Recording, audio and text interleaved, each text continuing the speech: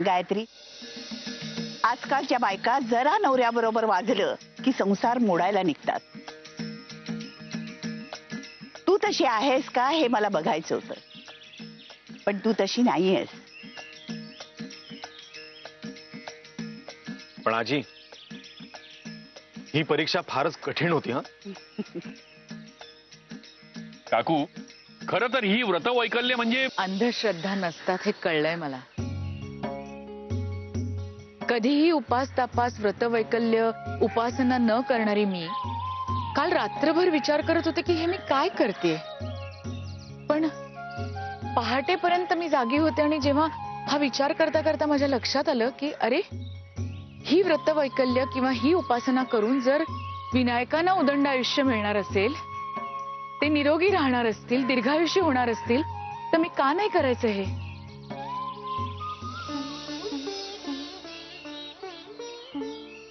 आणि शेवटी प्रत्येक बायकोची ही इच्छा असतेच ना की आपल्या नवऱ्याला दीर्घायुष्य लाभावं.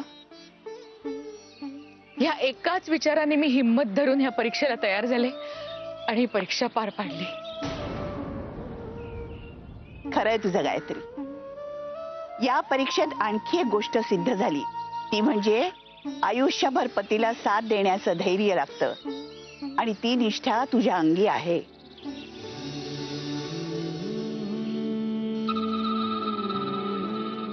तू ही परीक्षा अर्धवटही टाकू शकली असतीस, पण ही चिकाटी तू सोडली नाहीस. हे केवळ ह्यांच्यामुळे शक्य झालं. घडा भरताना जेव्हा मी दमले, थकले, असं वाटलं पुढे जाऊच शकणार नाही, तेव्हा मी यांच्या डोळ्यात पाहिलं आणि नवीन उमेद मिळाली. शाबास. नवरा बायकोंचं नातं असावं ते तुम्हा दोघांसारखं.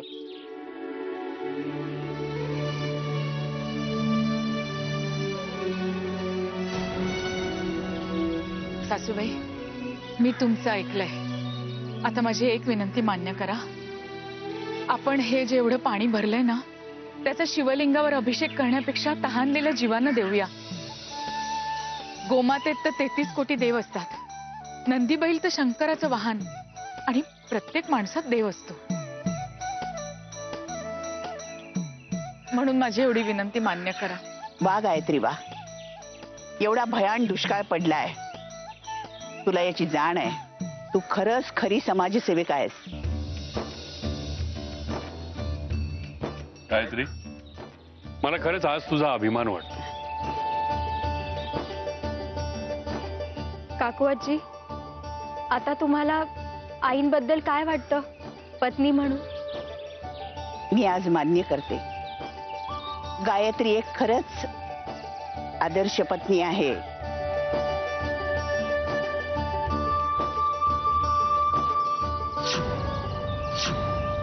एक नातं तरी मी हक्काने तुमच्याकडून मागून घेतलं.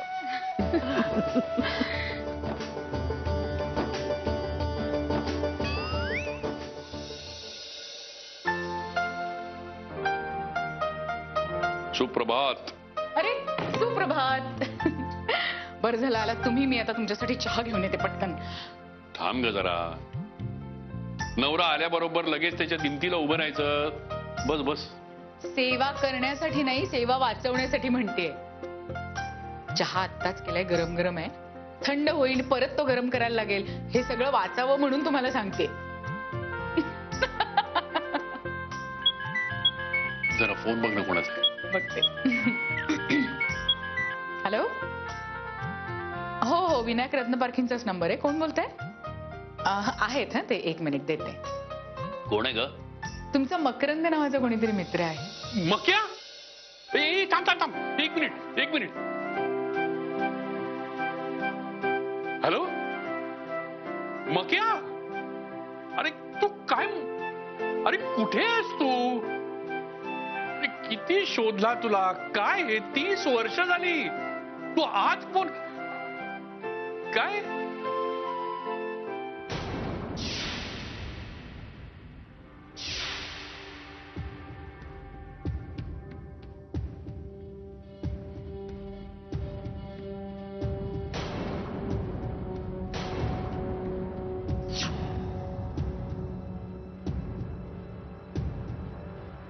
विनायक काय झालं?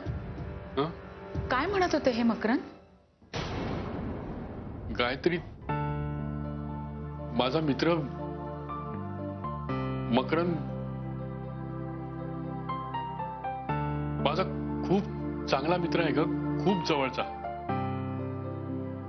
आम्ही ना दोघे अगदी शाळेपासून, म्हणजे पहिली दुसरी पासून आम्ही हे दोघे जण एकत्र. सगळ्या गोष्टी आम्ही शेअर करायचो. पण तो महा लबाड होता. तो त्याच्या गोष्टी कधीच सांगायचा नाही मला. कॉलेज झालं आणि त्यानंतर मक्या कुठे गायब झाला कळलंच नाही. मी इतक्या दोस्तांना विचारलं की अरे मक्याचा काही पत्ता आहे का. सगळ्यांचे पत्ते मिळाले, सगळ्यांचे फोन नंबर मिळाले, पण मकरंदचा कुठे पत्ताच नाही. 30 वर्षानंतर अचानक त्याचा फोन आला हे सांगायला की त्याला कॅन्सर झालाय. लास्ट स्टेज आहे. अरे बापरे. औषधोपचाराच्या पलीकडे गेलंय सगळं. म्हणून हरिद्वारला एका आश्रमामध्ये जाऊन राहिलाय तो. त्यांच्या नात्याचं कुणी नाही का जवळ? गायत्री, मला खरंच काही कल्पना नाही ग. म्हणजे आता 30 वर्षानंतर त्याचा फोन आला. त्याचं लग्न झालंय का नाही, त्याची मुलं बाळ आहेत का नाही, काहीच माहिती नाही. मला म्हणाला की विनय, फार आठवण येते तुझी, जरा ये ना इथे. मला वाटतं तुम्ही ताबडतोब जावं त्याला भेटायला. मलाही फार मनापासून वाटतंय ग गायत्री की तिकडे त्याच्याबरोबर आत्ता असावं. पण काकू आणि हे टेन्शन घरातलं, मी इथलं सगळं मी सांभाळीन.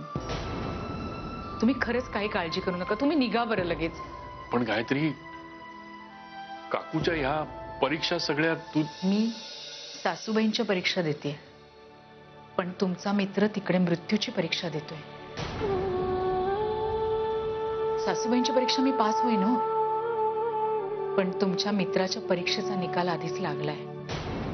तेव्हा तुमची गरज तिथे जास्त आहे विनायक. ऐका माझं आणि निघा तुम्ही.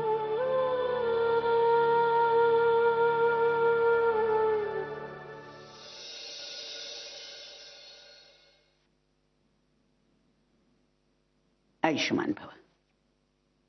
काकू, असाच आशीर्वाद माझ्या अजून एका मित्रासाठी देशील? कुणाला रे? अगं, माझा मित्र मकरंद. मकरंद म्हणजे तुझा जिवलग मित्र? काय झालं त्याला? त्याला कॅन्सर झालाय काकू. हरिद्वारच्या एका आश्रमामध्ये शेवटचा घटका मोजतोय तो. अरे देवा, तुला कसं कळलं रे? अगं, मला फोन आला होता त्याचा.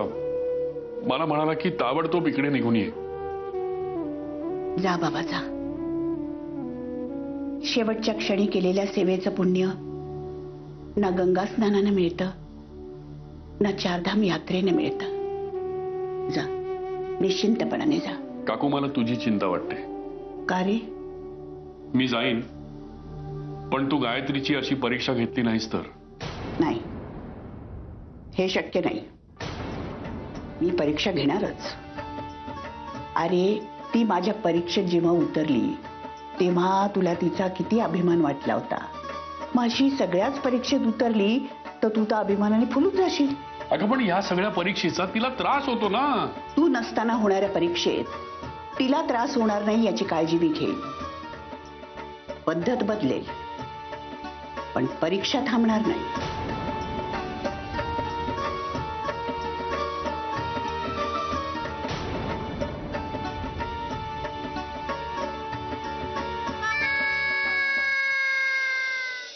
मी तुम्हाला माझ्या मित्राबद्दल सांगितलं होतं, मकरंद, आठवतं? हा, अच्छा अच्छा, मकरंद काका. त्यांचं काय? त्यांचा पत्ता लागला? हो, आज सकाळीच त्याचा फोन आला होता हरिद्वारहून. कॅन्सर झालाय त्याला, लास्ट स्टेज आहे. आज सकाळी मला म्हणाला की तातडीनं निघून ये म्हणून. मी बॅग भरून तयार ठेवले, मी निघालोय. पण आबा, तुम्ही निश्चिंत मनाने जा. इथली काही काळजी करू नका. आणि ह्या घराला आणि आईंना काहीही त्रास होणार नाही ह्याची जबाबदारी माझी.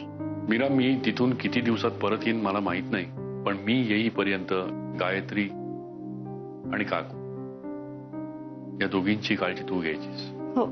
बरं, विघ्नेश, प्रथमेश, ऋषी तुमच्यावरही काही जबाबदारी आहेत. प्रथमेश, माझ्या अनुपस्थितीमध्ये या घराचा प्रमुख तू आहेस. घरामध्ये किंवा ऑफिसमध्ये कसलाही तणाव निर्माण होणार नाही, आणि झालाच तर तातडीनं मला फोन करायचा, ही जबाबदारी तुझी. हो.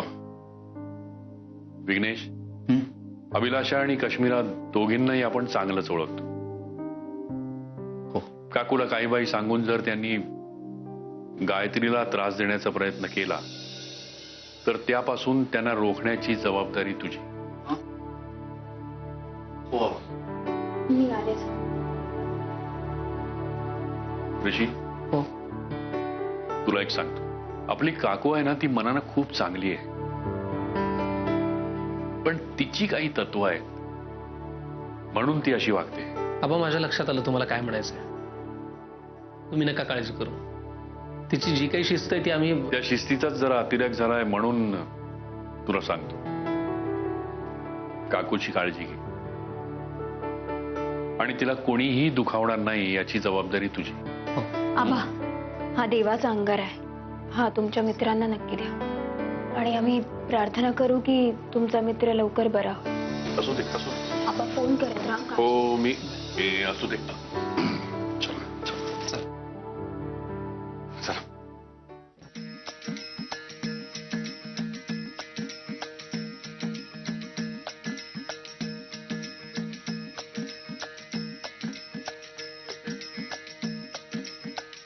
सासूबाई,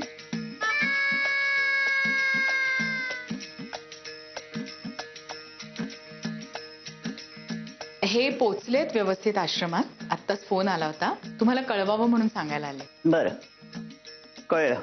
काही हवंय का तुम्हाला? नाही, काही नकोय. जा तू. थांब.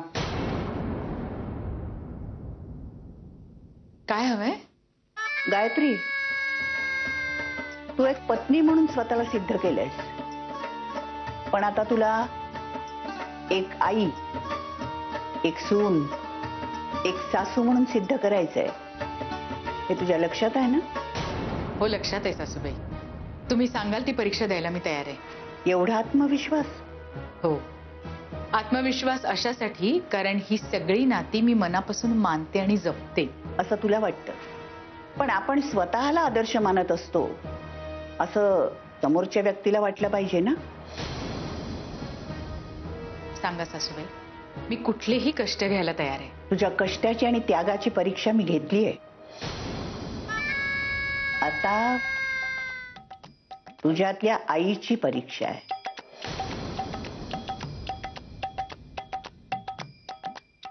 आई म्हणजे वात्सल्य, आणि वात्सल्याची परीक्षा आहे ही.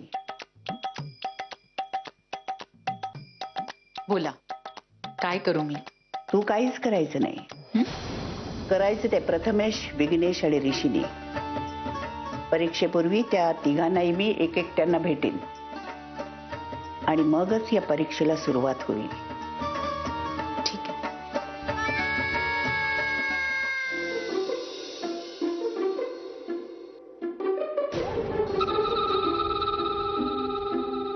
कॅश का बोलवलं असेल काकू आजींनी यांना? मला काय माहित, एकतर काय ऐकू पण येत नाही. यावेळी कॅश, मागच्या वेळी आदर्श पत्नीची कठीण परीक्षा होती. यावेळी काय असेल? जाऊ देच, असं तुम्ही विचार करू नका, काही उपयोग होणार नाही. काय काय म्हणालीस? मला कळलं नाही. नाही म्हणजे मला असं म्हणायचं होतं की काकू आजी एवढी कठीण परीक्षा घेत आहेत हे ऐकल्यावर सासूबाईंना आणि सगळ्यांना, म्हणजे आपल्या घरातल्यांना सगळ्यांना आश्चर्य वाटलं. तर त्यांचं डोकं नाही चाललं तर आपलं काय डोकं चालणार आहे, म्हणजे आपल्या दोघींचं. हा बरोबर बरोबर. हे वही आले, यांना विचारते. अहो, आत काय?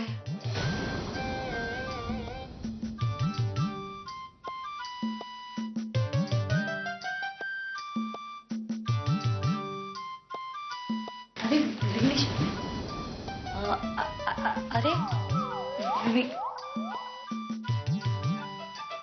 अरे ऋषी, ऐक ना, तू तरी सांग ना, आत काय सांगितलं काकू आजीने? सांग ना. हे बघ आम्ही कुणालाही सांगणार नाही.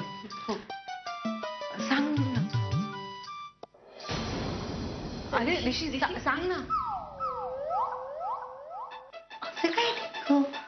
मी सांगते, गायत्रीला बोलवा. हो हो.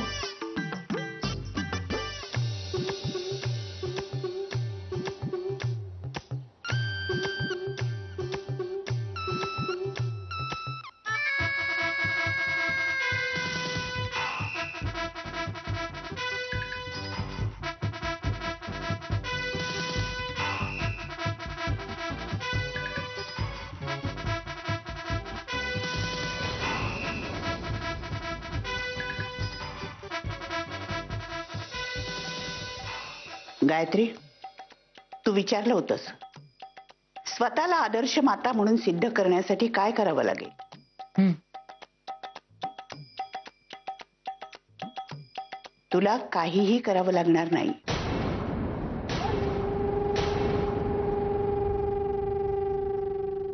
मग कोणी करायचं? या तिघांनी.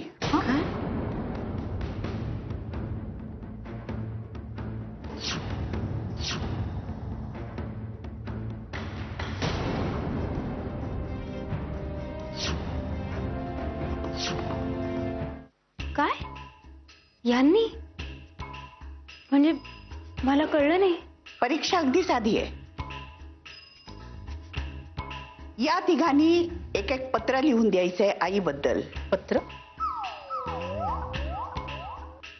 उद्या संध्याकाळपर्यंत.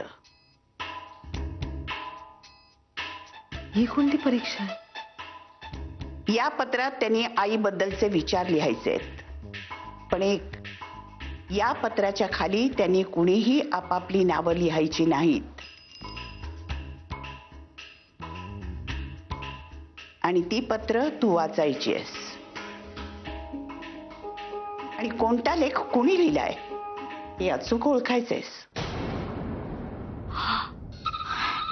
खूप कठीण काम आहे हे. अगं आई ती जी आपल्या मुलाच्या मनातलं न सांगता ऐकते. आई ती जी आपल्या मुलाच्या हृदयातलं जाणते. तू खरंच तुझ्या मुलांच्या मनातले विचार जाणत असशील तरच तू हे करू शकशील.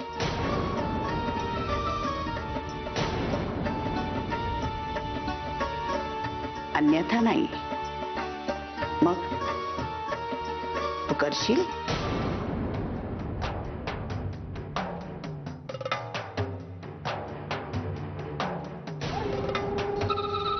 हो, मी करू शकेन.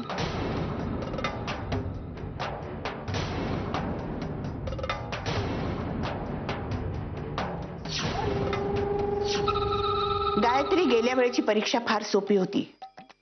त्यावेळी सगळं समोर होतं. काय करायचं, कसं करायचं हे ठरलेलं होतं. पण यावेळी तसं नाहीये. समोर फक्त मुलं आहेत आणि त्यांच्या मनातली आई विषयाची भावना तुला वाचायची आहे. मला वाटतं हे तिघं आईबद्दल जे काही लिहितील ते मी नक्कीच ओळखू शकेन, खाली त्यांची नावं नसतानाही.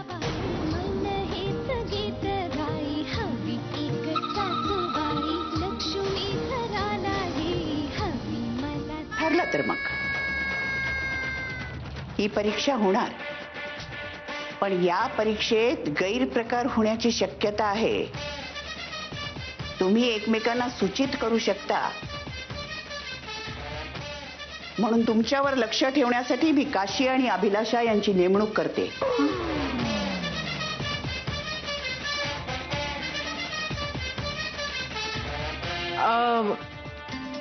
आम्ही? चालेल ना? हो हो, चालेल ना. उद्या सूर्यास्तापूर्वी मला तुमच्याकडनं पत्र हवी आहेत.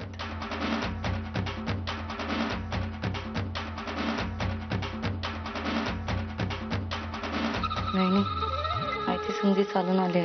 यांना अद्दल घडवायचे. बघतोच आम्ही तुम्ही कशा आदर्श माता बनतात.